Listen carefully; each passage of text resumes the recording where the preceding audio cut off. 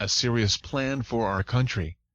President Obama and John Boehner with the fiscal cliff right around the corner, and with President Obama and John Boehner unable or unwilling to be serious about a solution to our national crisis, I wanted to remind everyone that serious proposals have been offered to help our nation avoid these crises.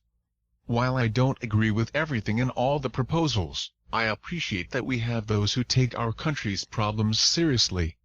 One such proposal was the penny plan by Representative Connie Mack.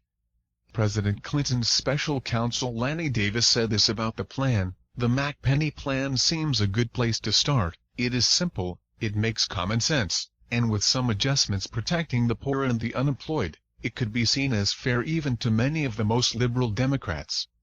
The Mack plan will achieve a balanced federal budget in 8 years by bringing federal spending down to average federal revenue over the past 30 years, which is 18% of gross domestic product, GDP.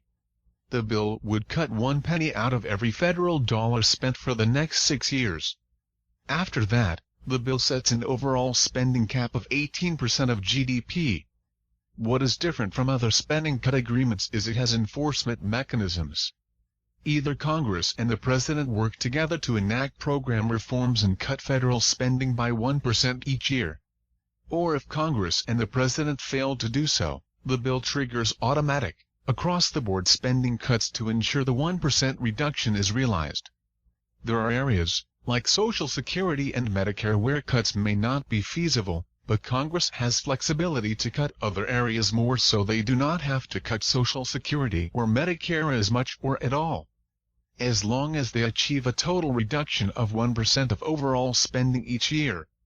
Since federal spending increased from an already bloated $2.7 trillion in fiscal year 2007 to $3.6 trillion in fiscal year 2011, a 33% increase, does anyone think it is unreasonable to ask the federal government to cut spending by an average of 1%?